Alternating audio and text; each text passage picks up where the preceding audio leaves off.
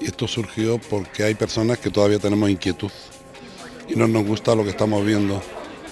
Intentamos unificar criterios y unificar energías y unirnos para poder conseguir por lo menos que se nos oiga a través de la palabra y poder decir que este mundo no nos gusta de la forma que está, pero que tenemos confianza y que puede cambiar. Eso es, entonces lo que vamos es haciendo rotación por países donde se dan las circunstancias que podemos desarrollar esos debates y ya llevamos 5. Y ahí nos unimos muchísimos escritores, pero no solo escritores, unimos periodistas, científicos, ecologistas, todas aquellas personas que quieran poner su granito de arena para poder transformar este mundo que no nos gusta, por supuesto. Otra cosa es que a los que le están provocando esta crisis no les interese las soluciones. Soluciones hay, las sabemos y en eso estamos, intentar que esta ínfima minoría deje de dominar a esa amplia mayoría que es el resto de todo el planeta. Pues es lo que ya estábamos anticipando. Esto no es una crisis espontánea que viene y se ve a venir. Esto es algo que es una estrategia pensada, una estrategia que ya se ha aprobado en otros países y que están ahora mismo aquí en el Estado español y que van pues empobreciendo cada vez más al país, van creando cada vez más inseguridad en todos los ciudadanos y al final, pues como se decía en un ponente en estas jornadas, al final te rebajan un 30, un 40, un 50% de sueldo y encima sales contento. Algo no está funcionando cuando una persona sale contenta después de haberle bajado un 50% y haber subyugado y haberle quitado toda la dignidad. Eso es lo que está ocurriendo cuando llega un pueblo a esos niveles, llega un momento al final que ya les da igual, no tienen pues ninguna fuerza y bueno, pasan a ser a otra fase de esclavitud. Y eso es lo que está ocurriendo, ¿no? Y esa crisis sabemos de dónde viene, sabemos que hay una crisis montada y ficticia y que hay, por supuesto, no una, muchísimas salidas, soluciones y alternativas para poder salir de esto. Pues esperamos que se resuelva el mundo y tiene que resolverse con la ayuda de los escritores no solo son los poetas y los novelistas, escritores también son los científicos, también son los teólogos, también hay políticos que son escritores, articulistas o periodistas, escritores son todos los que usan la palabra para expresarse y queremos que los escritores también usen la palabra para mejorar el mundo. Y porque soy fundador de esta asociación de escritores por la tierra. Podem resoldre el món amb la paraula, amb la lletra? La paraula és la concreció del pensament.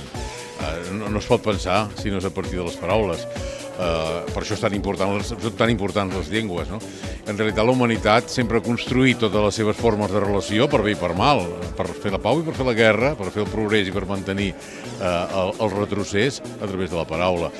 És molt difícil pensar que podem arribar a fer qualsevol canvi substancial si no l'expressem amb una estructura mental, i l'estructura mental s'expressa a través de la paraula. Jo crec que estem tots en el mateix puesto. Lo que pasa es que té que haver un espartaquisme. Lo que pasa ara és que té que haver una rebel·lió, que en l'ambient hi ha una mena d'indignació, de còlera, d'ira i tal, i falta un aglutinant per a que aquesta indignació tinga una sortida positiva. Tal com anem ara, en general no, però també cal fixar-se que hi ha llocs en el món, i Catalunya és un d'ells, que cada vegada intenta fer les coses millor, i vull dir que intenta créixer, desenvolupar-se i donar oportunitats als seus ciutadans i ciutadanes sense comprometre els recursos que han d'utilitzar els nostres fills i els nostres nets. Ho tenen clar, això, els nostres governants, no? Els governants de Catalunya, els governants del món, que per on s'ha d'anar, per on ens hem de situar realment?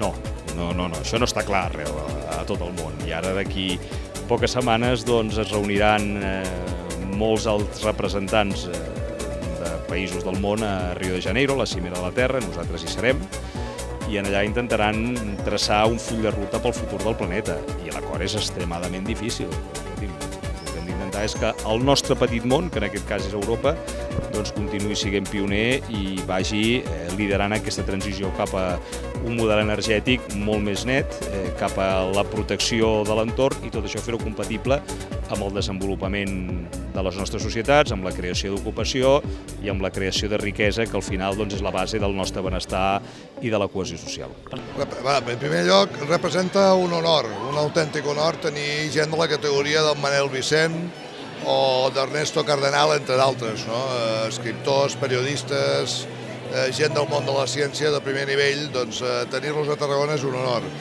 En segon lloc, és evident que això és important per la notorietat de Tarragona i per la visualització de Tarragona com un punt d'activitat important, ecològica i cultural. El primer missatge és el que ens va donar Federico Mayor Zaragoza el primer dia, que és que en aquest ritme nosaltres ja, amb la nostra vida, ja no veurem aquest planeta viu. Per tant, estem sobreexplotant el planeta, si tot el món consumís el que consumeixen els Estats Units i Europa, el col·lapse arribaria en el 2050. Aquest és el primer missatge. El segon és que amb qualsevol de les nostres activitats quotidianes, reciclant bé la brossa, apagant el llum quan toca o els aparells de casa, podem fer molt per salvar aquest planeta i per fer-ho sostenible de cara a les properes generacions. Alcalde, sembla ser que últimament hem guanyat una mania, que és queixar-nos, indignar-nos. Per quan comprometre's? És una bona pregunta, la veritat és que estem molt capficats en dir la culpa és dels altres i potser hauríem de fer allò que va dir el Kennedy, no preguntis què pot fer Amèrica per tu, sinó tu per Amèrica. I aquesta és una bona reflexió que hem de fer tots, els polítics primer, però també els banquers, també els periodistes, també els jutges i els ciutadans individualment. Ja no estem en el moment en què l'Estat o l'Ajuntament ens ho pot donar tot. Entre tots hem de fer possible totes les coses, amb més feina, amb més creativitat, amb menys consum i segurament amb menys recursos i menys diners, però és possible fer-ho. El més important és que ens ho creiem. Aquesta és la primera base, és a dir, encara hi ha molta gent que creu que això de l'ecologia és de quatre convellars. I aquest és un tema perfectament seriós, que jo crec que ja comença a ser una cosa més de ciutadania responsable que no d'ecologia. És a dir, en el segle XXI, posar cada residu al seu contenidor, fer un bon ús de l'aigua, fer un ús més eficient de l'energia, intentar respectar les zones verdes de les ciutats i quan sortim al camp, això és un símptoma de ciutadania responsable. Ja no es tracta de ser més ecologista o menys ecologista, sinó d'intentar col·laborar i ajudar a que entre tots millorem el nostre espai, perquè si no ho fem entre tots no ens en sortirem.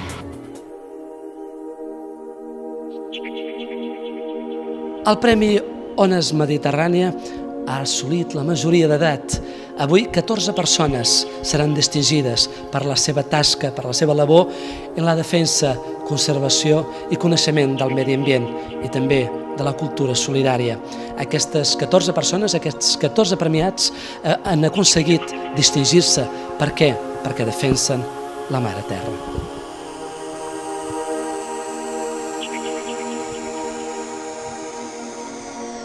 És una gala que el que fa és premiar, és enguany el 18è any que ho fa, aquelles persones i col·lectius que lluiten pel medi ambient, la cooperació, la solidaritat. Normalment acostumen a ser persones d'àmbit individual o bé gent que treballa des de fundacions, des d'entitats i també empreses. Sí, jo crec que part de l'èxit rau justament en què s'ha mantingut aquests 18 anys, en què cap any s'ha suspès, en què està del tot ja consolidada, que la seva repercussió mediàtica és internacional, perquè ha premiat no només entitats de Catalunya o de l'estat espanyol, s'ha dedicat també a premiar projectes d'àmbit internacional. Hem de recordar que als seus inicis aquesta gala tenia una dotació econòmica en alguns premis i que també hi ha un premi encara es manté, que és el Premi Honorífic, que el convoca el Port de Tarragona, la Fundació Mare Terra i també el MIO-EXTE, que és l'Oficina d'Europa pel Medi Ambient i la Cooperació.